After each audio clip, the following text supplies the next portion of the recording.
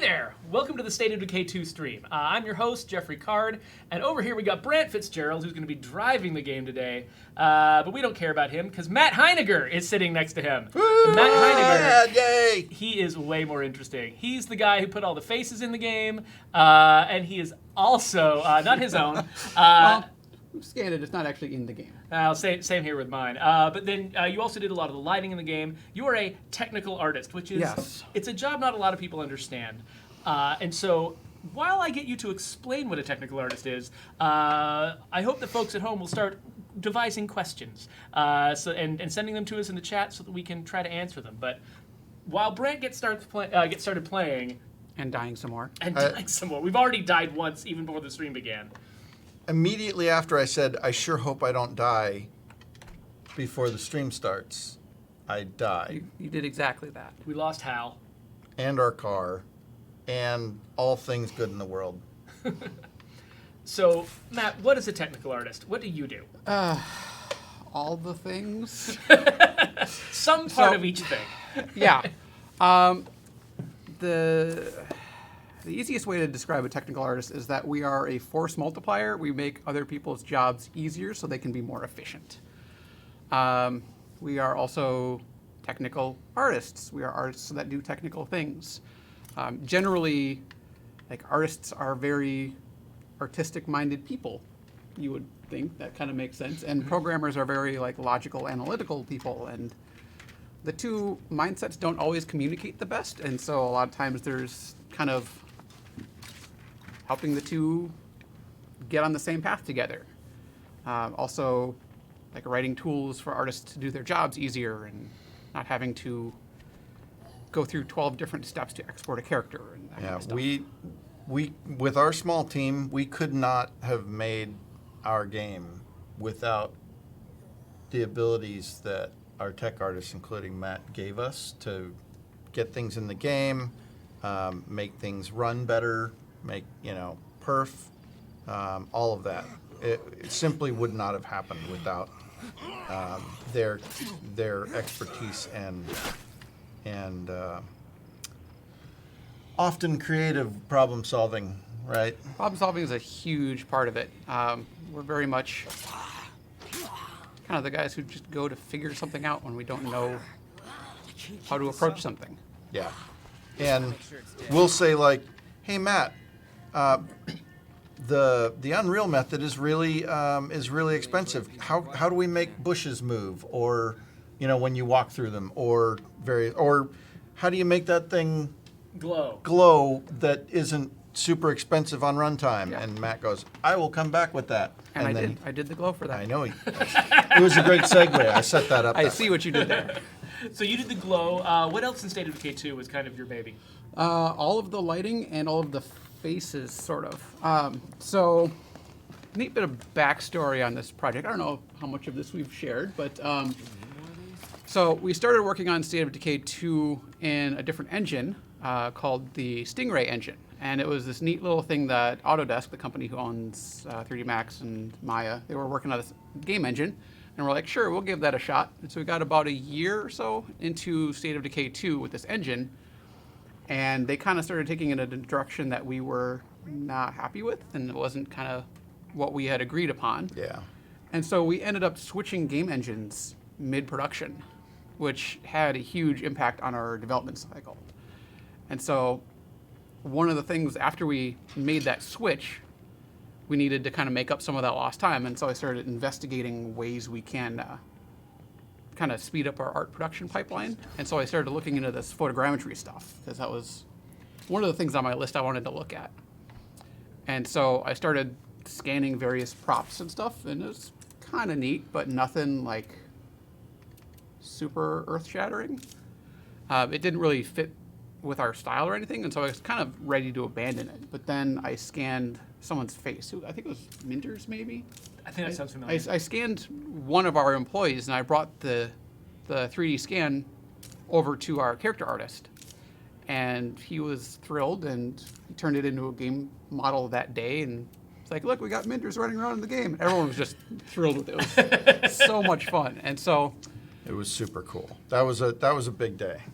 Yeah, it was purely an experiment to see if we could, and the answer was yes, we could, and our character pipeline is now very much relying on that tech. So there's a lot. I mean, it's not just speed too. There's something about like getting a real human face into the game where it's like there's stuff like actually I'll throw up the picture of like my face, which is not in the game, but we scanned it.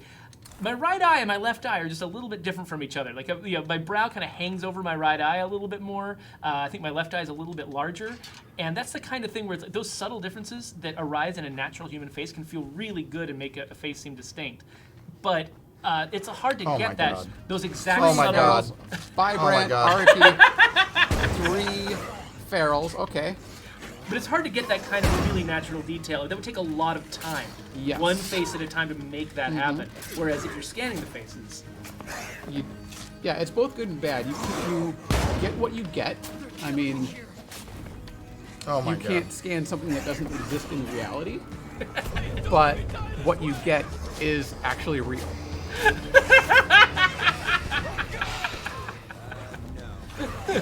Pour one out for Brant. Oh, watch this. Please don't pour anything out of this. Watch this. Oh, well, are you... What? Yeah. I just used my... okay, that did not stop them anywhere near as fast as I needed Jump over the it big to. one! Jump over the big one! Get inside! Oh, God. Oh, no! I'm stuck on corn! No! This is probably How the did I kind of not thing know that that? we would probably... Oh, I'm Oh, totally wow. safe in the corn. Oh my gosh, they can't get to you. This is the best. All right. So Wow. now what? Not a bug. This is where I live Yes. now. Will not fix. Go to the community screen. Switch characters. I live here now. Oh, God. I'm actually gonna do the unstuck. Hey, oh yeah, that's a good idea. Oh, boy. So, new community today. Wait a minute. Oh, okay, there we There go. you are. I'm sure the ferals Heal can't up, see you now. heal They're up, just killing heal your up, friend. heal up. Oh, boy. Yeah, they can totally kill monster. Oh, no. Didn't trick them at all. Well, now you're down to only 2 of them. Did you kill one of them? Or is one of them just left behind? Just one good shot. Oh, good. Take one out. Sure, he'll get right on that. I'm just like, fighting ferals is so crazy because they're moving so fast. If you just get one good shot at him, you feel like you can take him out. Oh, hey, regular zombie. Thank you. That's what we needed right now. So, guys, Anyway. we've got a question from Steve069 who wants to know, who has the best chin beard? Oh, hey, guess You're who's looking at already in a fight? So actually, Wonder Waffle at the same time wants to know, survivors with beards. We didn't ship with them. Right. Is that the thing you got insight into? A little bit. That was largely down to our character artists. They just couldn't quite get them to look right. The intent was that we could reuse faces for multiple characters and then put on different facial hair configurations for different characters. Like have, Brant's head with a beard and Brant's head without a beard would be 2 different characters. Yes. But we couldn't quite get the beards to look right, and they behave weirdly with different facial structures and all that kind of stuff. Oh, because like the sheer variety of different faces we had they would have to line up with would have been a big deal. It's something we wanted to do, and just we did not have the time to put into the R&D for that kind of stuff. Yeah. Hide and seek. You think mistakes were made? Really, buddy? You think? Thanks for that. It's blame Hyde, by the way. Oh, hey, we get Hashtag blame Hyde. we get to generate random characters, which is my favorite part of the game. So this will be great. And then scanning beards is also a disaster, isn't it? Actually, that's why my face isn't in. Yeah, I mean, you'll notice, like, This beautiful face is not in the game there's because... only a couple of weeks where these people have ever seen me without a beard, and it was when you had to scan me. And I was like, okay, I'm shaving the beard, but I do not want to look like this all the time. So... All right, where are we going? Drucker this time? We were in were we just in Cascade? I'm trying to remember. Yes, we were just in Cascade. And... Random. We could do random. Let the game decide. We got to go Nightmare, though, right? Or... Do we? What? I don't know. Well, if we're just going to be losing Is it- characters all the Come time. on. Is it fun to watch me... Yes, they're going to say yes. That it's fun to watch me die. So, okay. I don't even know why I was about to post. It's like, come on. Yeah. So, Refresh. No, it's good. It's working. It's good. So while we are loading, Katana Phillips wants to know what your favorite tool is that you use. if you got one? I don't have one. I really like doing a little bit of everything. Part of the reason why I love this company is that I get to do a little bit of everything. I don't turn into just lighting artist number 6 and do just lighting all day, every day, and nothing else. I like to use all kinds of different tools for all kinds of different things, and then learning new tools is always fun. And so, What do you think? Yeah. We got Jonathan Fanesca, Jay Reeves, and Henrique Machado. I like that name. it is Al, Chelsea, and Danny, actually. he knows the people. So yeah, this is an interesting for me, having scanned everyone. I have met every single one of our characters personally and spent at least 5 minutes with them. Yeah. And so at no point can I sit down and have a random character. It's always, that's Chelsea, right? It's never Jay Reeves. So my mom is actually in the game too, and it's really weird going over to someone's desk to like troubleshoot a problem, and my mom's there. It's like, this is just Hi, Mom. so awkward. Are we good with these, or should? Yeah, let's do it. Yeah, go for it. Oh boy. Yeah. Okay. Let's go. Fred Garvin wants to know, what's your best advice for kids out there who want to do the kind of work that you do? It's not actually all that common to get into tech art as a starting position. Yeah. Most often, it's people who start off in one track, like say an environment artist or a character artist or something like that, and they get pulled off to the side to help improve the pipeline and just discover that they like that more. Having a thorough, strong background in one of the art disciplines helps you understand the problem set a lot more. It's really hard to write tools to optimize the art pipeline when you're not super familiar with the art pipeline. So I say if you want to get into stuff like tech art specifically, get into an adjacent field. That seems to be the easier route to do it. So did you start more as an artist or more as a technical person when you? So I went to college to be an environment artist, and I was at an art school with a whole bunch of kids who just wanted to make pretty things, and no one gave two shits about how to actually get a model out of Maya into a game. I was the only one who knew how to do it, and so basically I got shoehorned into being the guy who makes the game run with all of the art assets that the rest of the art students provided. And it's very similar to Brian Giammi's story. He started in a programming track at Digipen, but he was the only one who cared about how the game worked, and so he ended up sliding into designer because his team needed a designer. Well, and that kind of underlines a lot of the issues with game education out there.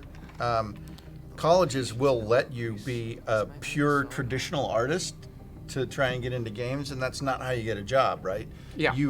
You become technical and have you're able to solve problems yourself, which Matt was doing on a daily basis. He was solving problems because he was making a game while he was in school, instead of just doing pretty pictures, which is what I did. And so instantaneously he became that much more valuable to any team that was going to be able to pick him up. Thankfully, we had our claws into you by then. Ward Style wants to know if any of the State of Decay 1 characters were based on real people.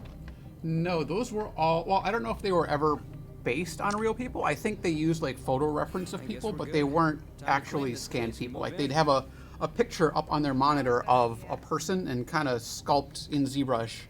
We started off with kind of a generic mannequin head and sculpt it to vaguely resemble a reference photo of someone. Yeah. So they're loosely, at least features of some of them are loosely based off of people, but none of them are actual real people. Yeah.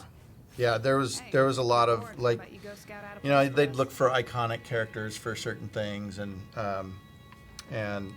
Scott and Susan were really good at taking two or three sort of let's say somebody was a rugged warrior or something. They'd take two or three shots. You'd have Brad Pitt up on one, and then somebody else, and then they'd pick and choose different features and then build a character out of that. Took a lot of time. Yes.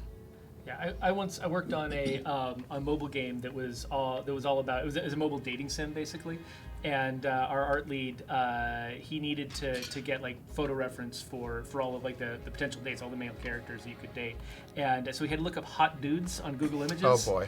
And that he ended up sort of like he looked like he'd been in a war afterwards.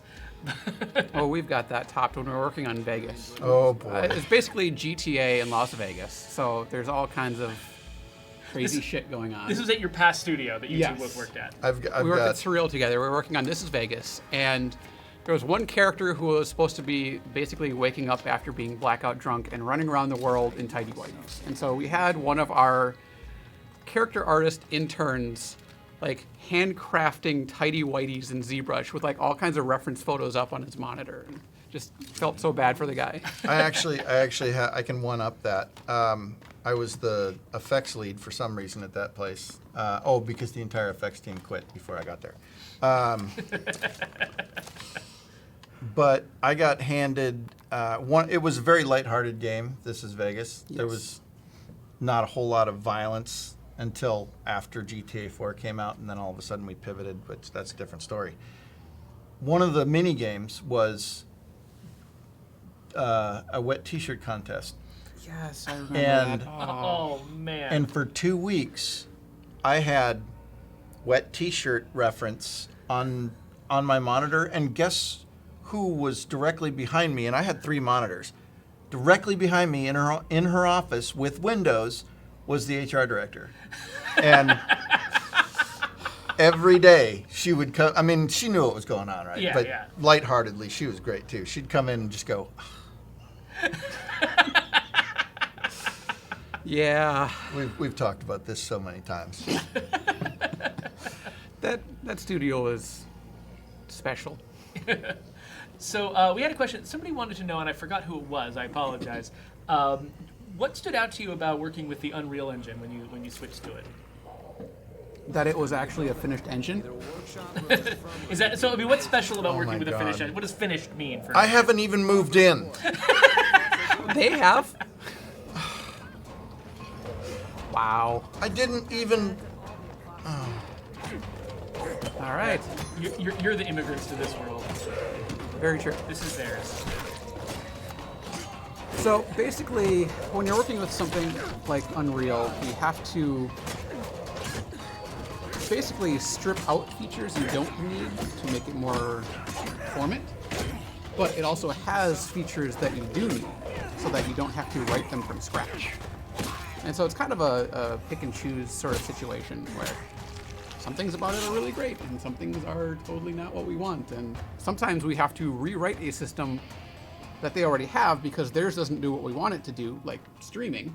We basically write our own streaming solution next to it and not actually use what they have. And then we find out like 2 releases later, oh, they completely fixed their streaming solution and we didn't need to write our own after all. That kind of stuff happens, right? Yeah, because they went from making games like Gears of War to then Yes. making games like Fortnite, which have huge Right. overland terrain. Yeah, it's very different working on a corridor shooter where you know exactly what assets are going to load next and which ones you can unload because you can't go back. Very narrow focus to something, an open world game like State of Decay, where you can turn and go anywhere and you have no loading screens once you're in the game, and real-time time of day and everything that makes your life job Oh, come terrible. on. I left lots of room. Not enough. Sigh. Herno01 wants to know, do you have a favorite 3D modeling software or something you use? We use Maya around here mostly, at least for the majority of our characters and props and weapons. We use ZBrush for sculpting things. We're starting to look into Houdini stuff a little bit, but we're just beginning that journey. For people who are brand new to all of this, what's the difference between those 3 software packages? So Maya is your kind of all-purpose low-poly modeling stuff. ZBrush is high-poly sculpting that doesn't really care about your polygon count at all. And Houdini is more procedural content generation stuff. It can do a little bit of modeling, but mostly it is procedural generation stuff. So, So we'll make a lot of our hard surface stuff like file cabinets and guns, and most of the Yeah. stuff you see here is just whipped up in Maya. Basically, everything in this scene except for your character was done exclusively in Maya. If you can imagine an item, like a nice simple wireframe for an item, Maya's probably where you want to do it, right? Yeah. Yeah. But then ZBrush would be like characters' faces, outfits, that kind of thing, or Well, so what we do with the stuff that we need the extra detail for, like the characters' faces and the clothes, we sculpt them in ZBrush in high poly, and then we reduce them down to a lower poly thing, and we do some work in Maya as well. Actually, we take them out of ZBrush into Maya. We actually did outsource stuff, and things like this gun case were done in ZBrush, but then before they were delivered to us, they turned it into a Maya file. Yeah. So you get better normals and stuff like that with ZBrush than you do with sort of straight up modeling. and normals. That's the information in the texture that tells the lights how to play across. Yeah. something? Yeah. So you can have a flat a flat polygonal surface, but it catches light like it has more shape to it? More shape to it. Yeah. Well, so speaking of light, so Matt, you did the lighting in this game, Yeah. and so All of it. So All I of was, it. I was our only lighting artist, among other jobs. Yeah. So tell us what is involved in that. Like what do you have to think about when you're lighting not just like a corridor shooter, but a big world with exteriors, interiors, time of day? Like what goes into making all of that work? That's a good question. I'll get that later. Yeah. Yeah, we'll get to the clothing in a bit then. So lighting on this project has been quite a challenge, actually. It's very different than lighting for like a corridor shooter kind of thing, where you can put like a green light above the door to guide the player in that direction. We have almost no electricity in this world, and so you can't just like hang lights to guide the player where they want to go. We also have real-time time of day, and we have no loading screens, and we have interiors and exteriors, and all of these things, like any one of these presents a problem to lighting, and we have all of them at the same time. And so rather than just kind of like lighting a scene and hitting bake, and then this is the lighting you get when you load into this map, it's a very different process, and I don't have a whole lot of tools to work with for like guiding players to a specific area or Yeah. making this one room look really good, because this one room may exist at 5 different orientations in different maps. And so I can't do like, I always want light to stream in this window and shine on this thing that I want the character to loot. Well, you put that building in another map and that completely goes away. Or the sun changes position over the course of the day. All of that stuff goes out the window. So it's been a really interesting challenge for us. What about making it so our nights are extremely dark compared to a lot of other nights in games, and I'm curious, Yes. like, the challenge of making it dark enough to be really a noticeable feature of the game, but not so dark that it's unplayable. That's got to be a balancing act. Not only was it a balancing act getting it to feel like that, it was a balancing act coordinating within the studio to get people to agree on it. It was easily a 6-month struggle between our art director and our design director, with me moderating this discussion of how dark should our nights be. Yeah. And the artists want things to look cool. They want to do the Hollywood night where you can see everything, but it's just Blue. slightly blue, right?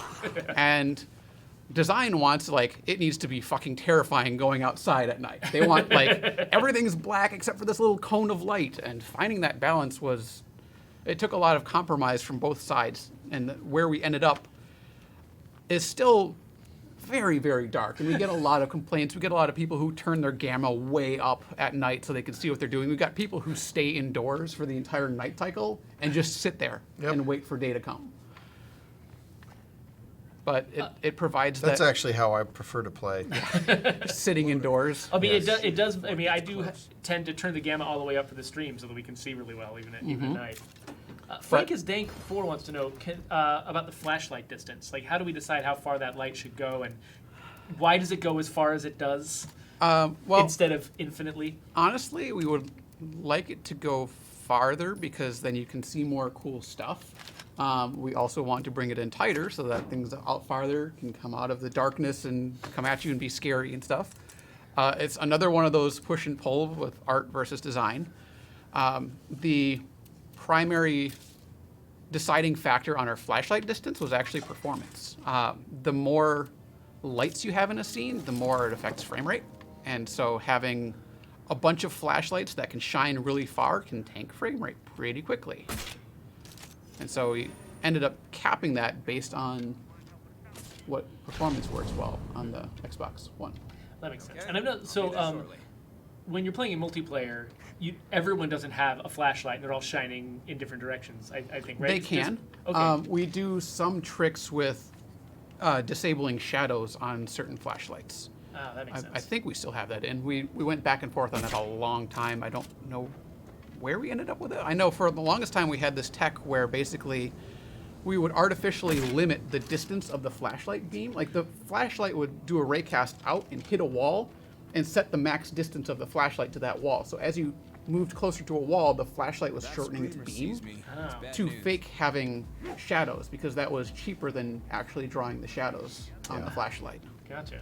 Shadows are real system hog if you let them. Yeah. Reality makes shadows seem so easy. Yeah. The math, like reality does the math so fast.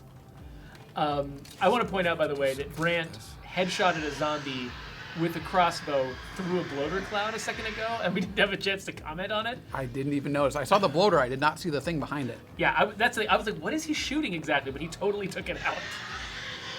Screamer? I don't see the... Watch the feral, apparently. Shoot. Watch it kill you. Oh, there is a screamer out here. Yeah, I have the volume. Oh, There's the feral. jeez. I have Hi. the volume on the TV turned way down. I can turn it up a little bit so you guys can hear it with my headphones on. That would be Oh, helpful my for goodness. even knowing when things are happening. Oh, no. I tried to avoid turning it up too loud Oh, so boy. that the mic will pick it up. Right. Totally understandable. So Herno01 had another question. He really wanted to understand more about how clothing is made in our game. Is it made? Want to know, is it made in the same place as faces? Is it made in the same place as guns? We've actually gone back and forth on a number of different ways of creating our clothing. Good. Eat something. Come on, eat. More of that. Don't fall apart yet. Sorry, I'm enthralled by Go Brant's ahead. feral battle here. I'm sure the audience is too. I can Don't usually mind. take one feral. It's There you go. It's 14 that I can't take. Or 3. Okay. So yeah, anyway, clothing. We've gone a couple different routes. Some of it was sculpted. Some of it was used through yet another program, Marvelous Designer. Oh my gosh. Susan's been doing some really cool stuff with that. Oh, come on. So is that software that's designed specifically for making 3D models of clothes? Yes. Basically, it handles all kinds of cloth. So you can stitch it together on like a mannequin sculpture and conform it so that the cloth hangs properly and folds the right way. And it's So if just you- all kinds of really cool stuff. I have like drape a cape across somebody's shoulder. You can set it up in there and then bake it into a model. That Yeah, and actually a lot of the cloth that's not characters in this game was also used with that same tech. Like when you see a tarp draped over stuff, they probably did that in Marvelous Designer and kicked it over from that. Lots of neat stuff. And then we're also starting to investigate 3D scanning clothing. Susan has, I don't know if you know this, Susan built a mannequin. I've heard it mentioned. I haven't It's seen hanging it. in her apartment, and she made a mannequin so she can hang clothing on it and 3D scan it. And so, as we look at increasing our photogrammetry setup, Yeah, I'm actually for the working next on game. some of that for you guys too. yeah, we're going to start scanning clothing with that and get some really cool stuff out of it. So we brought in some slides to sort of illustrate how photogrammetry works, but I think I want to wait a little bit until we're done with this battle. Sure, yeah. to put them up on screen. Well, I Is mean, this we're ever just really- gonna go through 2 communities in this stream. It doesn't matter. It doesn't matter. So okay, well, looks like Brant's getting a little bit out of the woods here. I'm just trying to weave through places that I know the zombies have a little bit harder time navigating. So okay, so the process of photogrammetry. When you say photogrammetry, what do you actually do? So that is a fairly new process. Well, new to games anyway. They've been doing this in Hollywood for years, and they're just now starting to bring this technology over to games, where basically we're making a 3D model out of a series of photographs. You take a whole bunch of photos and you stitch them together, and it makes a 3D model out of it. And so, like this is my setup. We scanned Dave to throw him into the game just to show how all of this works. So I set him up in a chair. We've got even lighting because we don't want any shadows or anything baked into their face, because otherwise, like if you have a shadow on the side of their face is always going to be dark. No matter which way they face in the game. You're going to face the sun, and there's going to be a shadow here. It's going to look weird. So we light them very evenly and throw them in this chair, and we take a whole bunch of pictures. Here's that's not quite all of them, but it's kind of gives you an idea how we take them from a whole bunch of different angles. And then I feed all of these photos into some software. There are a couple other software packages out there we use for this. And yes, Mark, we've got Dave for days. So the software analyzes these photos for these contrast points. You can see all of these dots all over the face. And then the software does this for all of these photos and tries to match the points in multiple photos. And it uses that to figure out where in 3D space the photo was taken, and it projects from those locations and makes what's called a point cloud. It's just a whole bunch of points in space that describe a surface. And it then connects those points together, and it projects the original photos back onto it and blends them together to make a 3D model. This is Matt explaining this to me makes me know that I'm a muggle and don't get to choose a house to live in. Okay? Muggle for life. And so then you can pull them into something like ZBrush. Yeah, so what we get out of the photogrammetry software is like 2 million polys easily. There's a whole bunch of noise in it that doesn't quite translate into a full video game. There's one of them right there. There's one of the hard surface things that you did, right? No, that was not me. That one wasn't? The little Nope, deer? that was not me. Oh, where's... Mine was the stuffed hippo. Oh, okay. Which is my... Yeah, that right there. That is my son's. He has had that since he was a newborn. Oh, so So if you shoot it in the head, that's going to make me very, very sad. You're going to do it. Go ahead.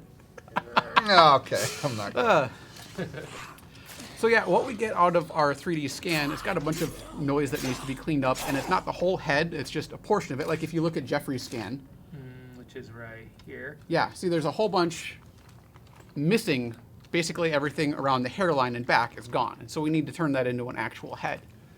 And so after I'm done processing the scan, I kick it over to our character artists, and then they turn it into an actual full head model. We do all kinds of wizardry to make them look good at low polys, and then turn that into the actual game mesh. So here is that scan as a playable character. Dave is not currently in the game, but this is what his model looks like with all of its textures. So that's pretty incredible. It is. Gooniverse wants to know, about how long does it take to make one face model, going through that entire process?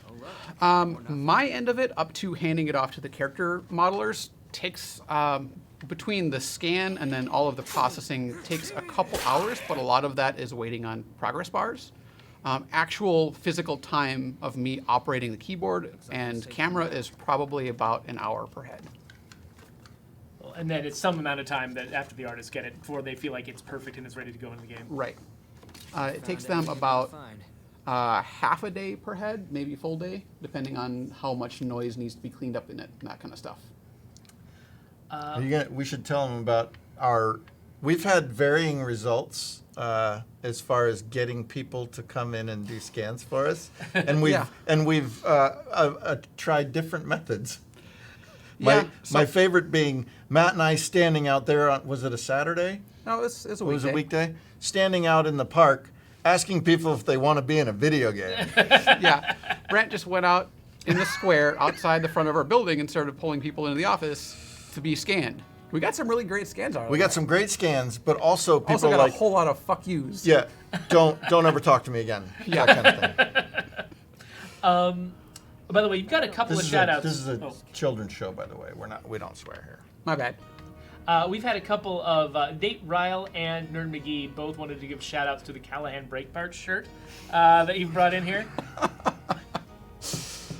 And then, let's see here. Fred Gardner wants to know... Gonna jerk the wheel into a bridge abutment. Sorry. Oh, actually, It's one of my favorite movies of all time. before I get to Fred Got a Garvin... little something right here. Not so much here. Nathan Wolf wants to know, could you use a Kinect to scan someone's face? Should really enjoy the piece.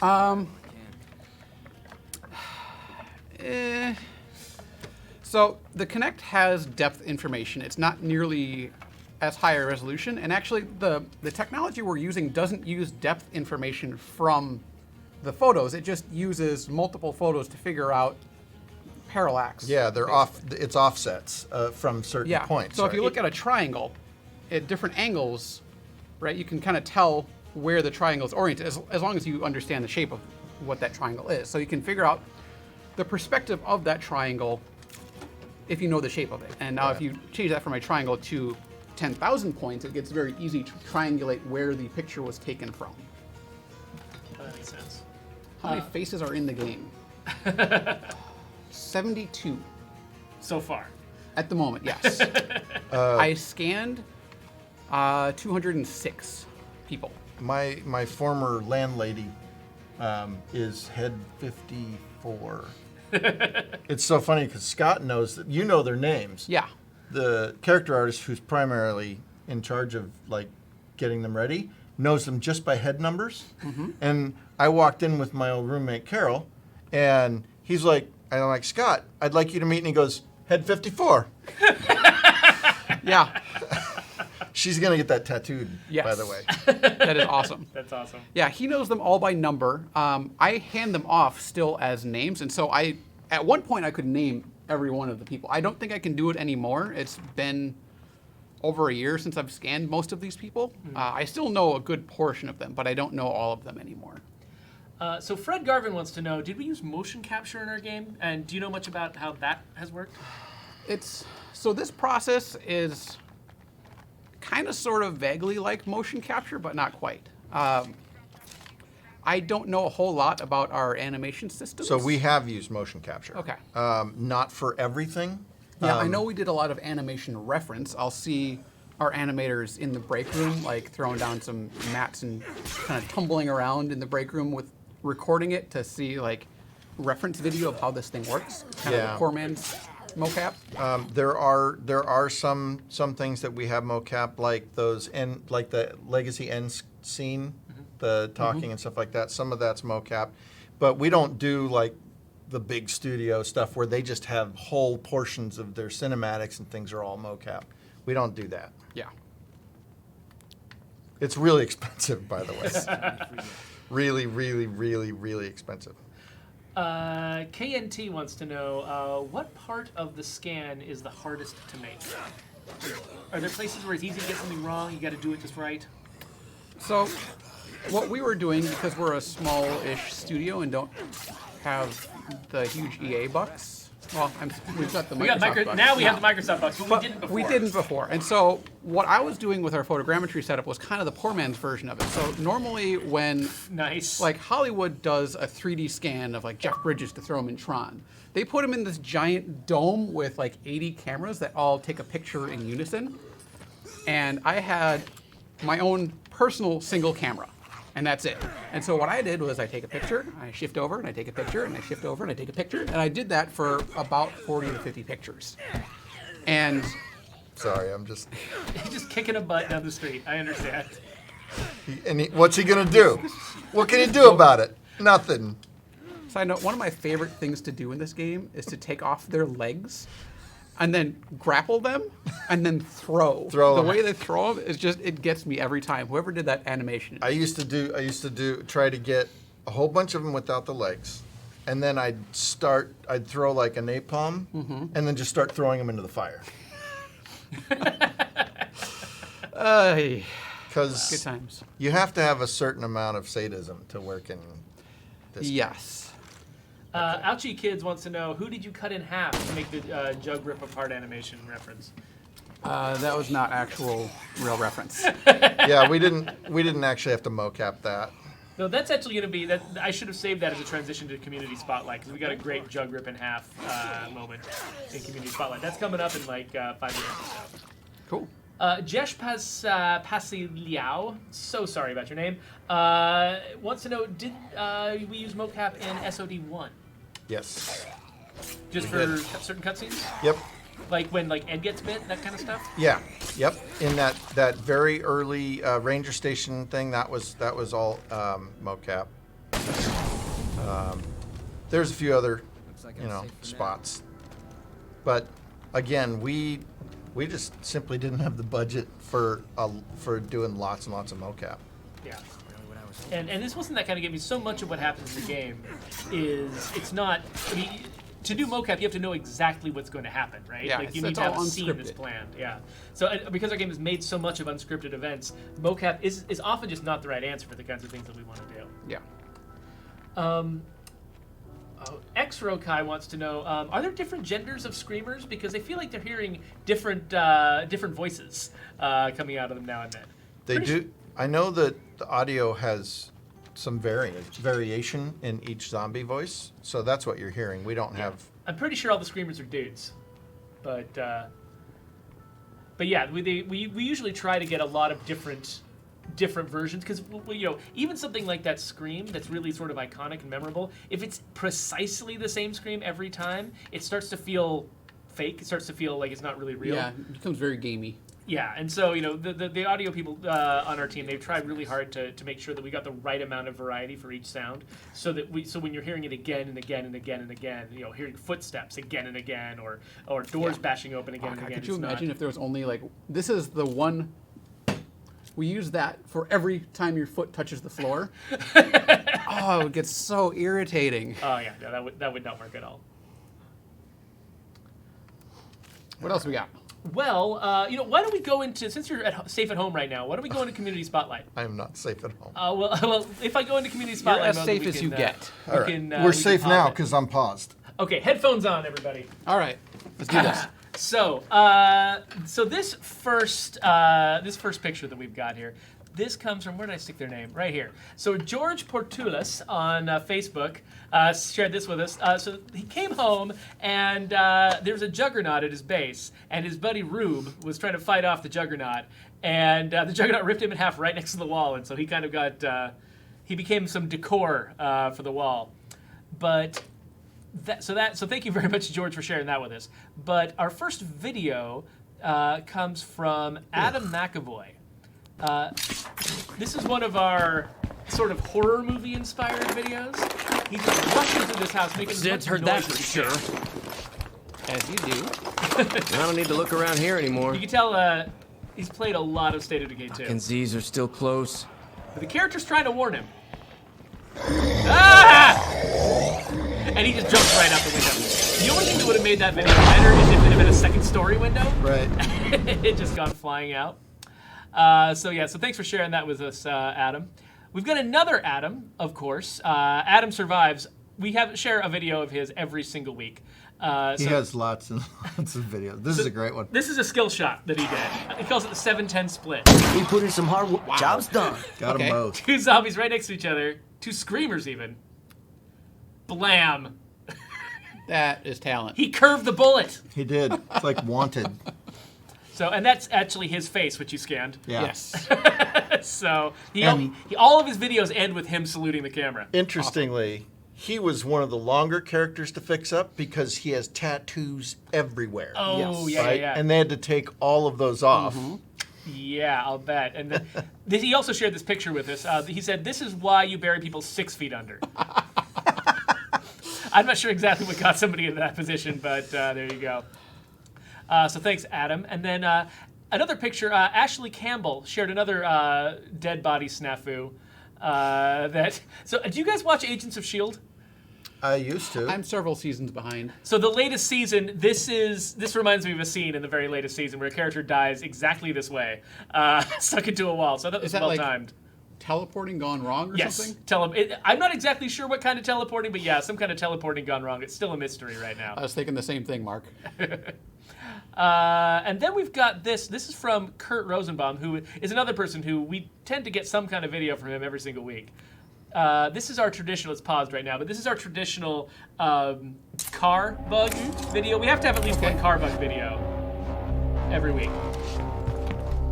So just look at out in the distance. He's got a Bandito parked at his base. Yep. Oh boy. Let her rip. There it goes. 2 of them. So that's the vehicle duplication bug. When you suddenly have 2 of the same vehicle occupying the same space when you approach your base. We haven't quite figured out what to do about that one yet, but luckily it's rare. Keep it. But when it happens, people share it, and we appreciate it. Thank you, Kurt. Fall Down Go Boom is laughing right now, but not when he's doing a speed run when that happens. Yeah, exactly. I mean, we're getting to your video, Fall Down. But first we're going to do Matthew Orff. So Matthew has got a grenade in his pocket, an incendiary grenade that he is very excited to use it on these zombies. Keep your eye out for that. So he runs away from them. They're all in a crowd. Perfect timing. Throw that grenade. I feel like shit. Woo! Whoa! And it just completely bounces off one of the zombies' helmets or something. Yep. Luckily, fire spreads in our game, so It he still only caught got a couple zombies on fire, but they all caught each other on fire. They all died. Just start one and then get them to group up. Yeah, exactly. So if you just run around enough, eventually they'll all catch. So, Abradini, are you in the chat somewhere? Because if you are, you need to start marking your videos. She has about 40 a day of goofy bugs. yeah, it's again, as always, I've forgotten to put the hashtag on the screen, but it's hashtag Funny Survivor Stories. Yeah. So this is from, of course, Fall Down Go Boom, Fallout stream on Twitter, and this is just illustrating when you play this game enough how good you can get at just knowing how long things take. So look, he set his car on fire. He's gonna take it home before he lets it blow up.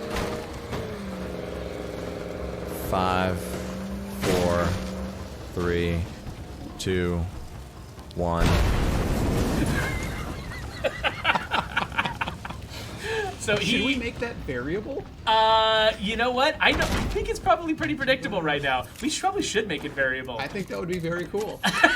Then you'd have to get out. Like you really wouldn't know how long it was going to take. We're Fall Down. We are on our way to your house for an intervention. You need to get out a little bit more. Come on, man. Come on. It sounds like he's laughing at what you're saying, Brent. Oh, man. Oops. Okay, so, and then the last one we've got here, this was posted by the Medallions, but it's a video of Run for the Medals and Zel Kozama playing together. No, So- yours is still down here.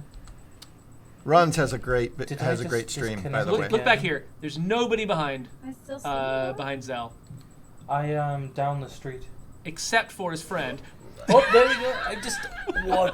Please, somebody in my chat clip that. Whoa! And it's on fire. And suddenly did it's on the fire most and on perfect zombies. flip You as know, I've hit my had car. a very similar experience. It when we is. very first It's started like you hit so testing hard. multiplayer. Fully. Yeah. I got in the car on four with wheels. Grace and someone else, I'm forgetting who. And we're like, okay, let's start going. And I start driving down the road, and then my game just hangs for like 5 seconds. Everything just completely freezes. And then the game resumes, and I'm still there in my car, but it has no wheels, no windows, no doors, and it's just sitting in the middle of the road on fire. It's like it had completely exploded and then settled in the time it took for the game to catch up. Yeah, there used to be. I've had my share of insane multiplayer bugs too. We had one where there used to be a thing where I don't know exactly what would happen, but I think when we would get tethered or something while in a car, it would take one of the cells of the map and just shift it over to on top of another cell. So it would end up with the map would have a giant gap where you could see the sky down below, and then another thing would have twice the geometry all piled up on top of itself. Streaming is fun. Yeah, I know. It's just crazy. So Yeah. luckily we didn't ship with that one, guys. So, Yeah. you know. Every project I've worked on, I've always wanted to put together like a gag reel to ship like at the end of the credits or something. It's like, here's a whole bunch That of would fun be super development fun. bugs. Yeah, we did something very similar a couple of weeks ago to celebrate the anniversary of the game. We gathered a bunch of the stuff from QA's got this big folder. Of, Yeah, I'm sure they see the bulk of it. So I guess we should jump back into the game again. That's everything we got for Community Spotlight. Remember, hashtag Funny Survivor Stories if you want to share that stuff on Twitter especially. I think that also works on Instagram. I have trouble, if you share it on our Facebook group, I actually have trouble getting the videos because Facebook treats it as private and it won't let you rip videos as easily. So I've been able to grab still photos from Facebook. Dell has a question. Hi, Dell, Yeah. by the way. Oh, I was yeah. going to answer that. Are there any characters with glasses? Unfortunately, no. For the same technical reasons, like we'd have to make every pair of glasses fit every head size, right? Yeah, that's part of it. Is like the distance between people's ears and distance to their nose changes, and so fitting the glasses on the faces provides a technical challenge. But more so, transparency is expensive, and so Oh yeah, sticking something clear on on half the faces would be a problem. And so we don't do it. We kind of don't acknowledge the lack of glasses in our lore or anything, but Yeah. we can also kind of Well, do the anybody. cheaty explanation of it's a zombie apocalypse. No one's going to lens crafters to get a new set That's when they right. break, right? So This is you're Apocalypse screwed. Brant right there. Yeah, And I mean he's always Apocalypse Brand. yeah, come on. No, I mean, anybody who needed glasses that bad in 2 years after the apocalypse, they're gone. Zombie food. Ooh, there's a card. Yeah. Milk. We had. We were doing experiments with glasses, and the trailer was cut before we started some of the tech that we're using to make our faces look better. And so we threw it in just kind of as a test to see if it worked, and it didn't quite hold up for all of the faces. Yeah, I mean, there's definitely a lot of games I've played where they have glasses, but the glasses always seem like they're too big or too fake or too plasticky because they've had to make them in a special way to like make sure that they fit on every single face. Yeah. And the sort of the effort that you go to like I spent an hour trying to find the right set of glasses for my particular face in a particular store, and trying to do that for hundreds and thousands and whatever potential characters. Getting that right is really, really hard. That's the thing. We only wanted to ship things we knew we could get right. Yeah. And our character department is 2 people. And so exactly. we don't have a whole we can't dedicate a whole Yeah. person to spend 6 months on getting beards right or glasses right. And so we get the easiest, most large impact things done first. And it's entirely believable that a person doesn't have glasses. And it's kind of, it sucks when nobody has glasses, but it's entirely reasonable to have a community with no glasses. And so, depending on the scale that you do your sample size, it makes sense. And so, it ends up being it's a forgivable thing that we Yeah. can leave off because we're focused on making sure that other things we desperately need definitely get right, into the game. if we were to spend time putting in glasses and beards, we would have to sacrifice something else, right? And then we'd have some other more glaring omission in our game. Yep. Luxbringer327 wants to know, is there a way we can delete or organize our legacy characters without having to complete another legacy? I've mentioned this on previous streams, but that is on our list. When we first came out with the legacy character pool screen, where you can organize your characters between legacies, it was a brand new thing. It was an experiment, and so we put it in the one place where we needed it. But we were always thinking that at some point we wanted to add it somewhere else in the game where you could do it. We just haven't had a chance to do that yet. So that is on our list as something we'd like to do. It just, like Matt was saying, we got to sort of set our priorities, figure out what's going to be the biggest bang for buck. And so I would love to get that in at some point. It's something we want to do. And so we've got about 7 minutes left. So any last questions folks have for Matt, or comments you want to make about what you're seeing in the game, anything at all, we're happy to hear it. Bring it. One thing, are you guys? I'm curious if you guys are excited about E3 this year, because I think, by the next time we do a stream, E3 will have already. I think E3 is going to be in full swing, but we will have already seen all of the big keynotes and stuff like that. I'm curious what you guys are excited about, because yeah. What is the most resource-consuming task in terms of money, numbers of developers' time, etc.? For example, animation, character development, weapons. I mean, interesting. That's a tough question because, for art, animation takes a very long time because if you're doing keyframing. If only I had room. I'd say Yeah, go ahead. It's I don't tough. know, that's a really tough one to answer.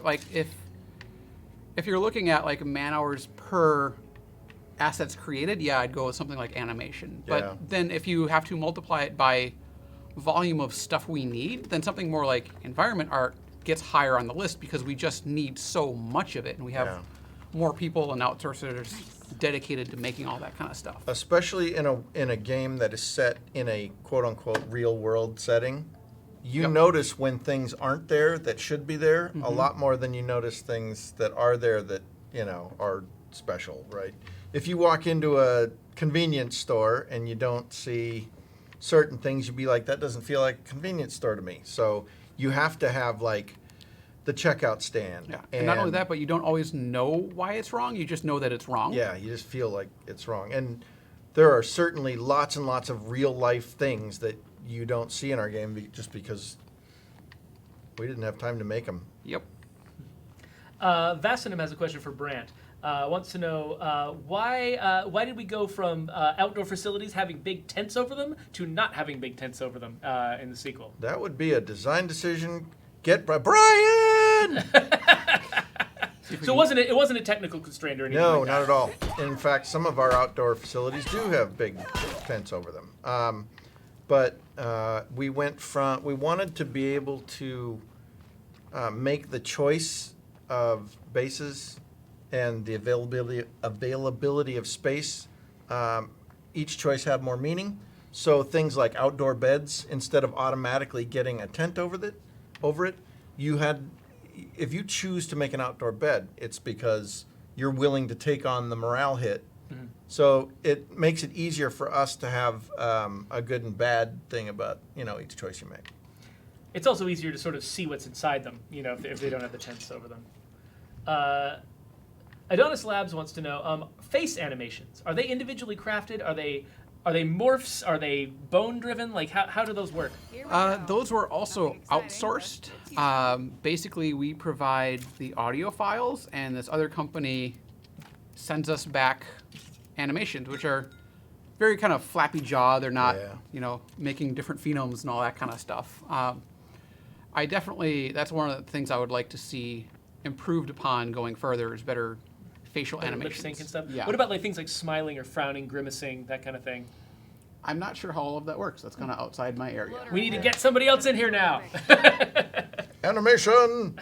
Yeah, we did an animation thing like several months ago. We haven't had an animator in here in a while though. We should find a chance to do that. We could get our old friend Scott Dickey back in here. Oh, in here for the first time. That's true. Yeah, he's working on State of Decay 2 now. I think it would be fun to get some more of the people who have their face in the game in here for the stream. Oh, yeah, that's true. And then try to play with their characters. I'm sure I could call Carol. Yeah. She'd come down and play. Get Rukari in here. She'll do anything she'll do anything for us if I offer to buy her lunch. Won't you? She's in here, I think. So hi, Carol. So when I asked about E3, a bunch of people mentioned favorite games they wanted to see. Some people wanted to see. I saw one person mention they wanted to see a remaster of Mass Effect. Some people are really anxious for Cyberpunk information, which I am too. That's probably one of the games that I'm most excited about in the future. And then when we were talking about other games, somebody asked, Gumball for Good wants to know if Brant has tried Dead by Daylight yet. No, and a lot of people have asked me that. I actually don't play too many games outside of this. And by the time I go home, I'm almost out of screen time. Like I don't really like to look at a screen that often. That's an interesting thing. Whenever I tell someone, family or friends that know nothing about video games, so what I do for a living, it's like, yeah, I'm a game developer. Immediately their response is always, oh, you must play a lot of video games. What's it like to play games all day? Which I don't know exactly where that came from, but that is so not the case. I know so many developers, they work on games all day long. The last thing they want to do is go home and play more video games. Well, it's like if if somebody says, I'm like a pool cleaner. They're like, oh, it must be fun to swim all day. It's like, no, I didn't say I swam all day. Yeah, whenever someone says that to me, I always ask them, do you also assume that a baker eats a lot of pie? Because making something and consuming something are two entirely different processes. Yeah, so I find that I've got so little between having a lot of stuff to do here at work and then a family at home. I don't get a lot of time to play games. I play more games than anyone I know. I know, but seriously. But the way I do it is I spend every lunch break streaming a different game every day in here so that I can see what's going on in the industry. You find a way. Otherwise, yeah, I find a way to do it. But that's me doing my job is Yes. trying to make It's sure funny that I play. if I go home and I'll turn my Xbox on and watch a movie or something on it, but I will see that you're busy, except it's always with the kids' games. I always see It's not me playing the game. It's yeah. You'll see that my kids have signed it and they're playing Minecraft or something like that. Yeah, it makes a lot more sense for you because designers need to be up on current designs and that kind of stuff. See what new ideas are out there. For someone who's just making art assets, whether I've played Dead by Daylight or not, doesn't change what that sofa is going to look like that I model or something, right? Yeah, I imagine the thing you would probably need to do is play like some of the highest end visual games or like the really high performing games and try to decode what they're doing. Like, what is Call of Duty doing to hit that 60 FPS with this, with this scene in front of us, or what's Red Dead Redemption doing to make the animals move that way? And but that's a different experience from playing a game. It is. It's that can be done with 10 minutes on the couch in the break room. Hey, anyone got a copy of Dead by Daylight I can load up just to look at their lighting system? And actually, that game specifically, a couple of my friends whom I met, who were fans of the original game and whom I met through our forums and stuff like that, they wanted to buy me a copy because they wanted me to play with them. I was like, please don't spend your money on me, first of all, because I might play it for a little while. So, but I did watch them play, and it's a very cool concept, but it's not my game. It's not like what I'm into. As usual, as with most games, I did play it for about an hour, and I thought it was fascinating. That's the one that's like it's like a serial killer chasing 4 players, right? And so it's like it's asymmetrical multiplayer, and it was fascinating. But I could tell it would take a lot of time to get good at it, and there was no way I was gonna be able to devote the time it takes. Yeah, I was watching. I watched a couple different streams. One with like a couple amazing players who knew exactly what they were doing, and then a couple where people were just screaming the whole time. And it was really gross. All right, well, now that Brant has actually managed to survive for quite some time without getting anybody killed, this is probably a good time for us to wrap it up. I mean, it's 3:01 actually, so we're wrapping it up a little bit late. So okay, I'm gonna go hide on a rooftop. You go hide on a rooftop while I say thank you everyone for coming to watch our stream. We really appreciate it. We love you guys. You are the ones that make all the amazing jobs that we have are only possible because you guys are out there playing our game, giving us feedback. So we heart. Half heart. That's sort of half a heart. Brant's got his half of a heart, and the rest of it. And thank you also, Matt, for coming in. Not just for coming in and talking to us, but for all the things you did that made it important for us to bring you in here to talk to us. Thanks for being a great friend over the years to me, Matt. I do what I can, Brent. Oh my gosh. And with that, now we have the 20 seconds of awkward video, non-video. I think the E3 one I'm most excited for is Ori. I definitely want to see. Oh my gosh, Ori! Oh my god, I was seriously about to just jump you right here. So I'm because they can still hear us. Yeah, I know. Okay. That's awesome.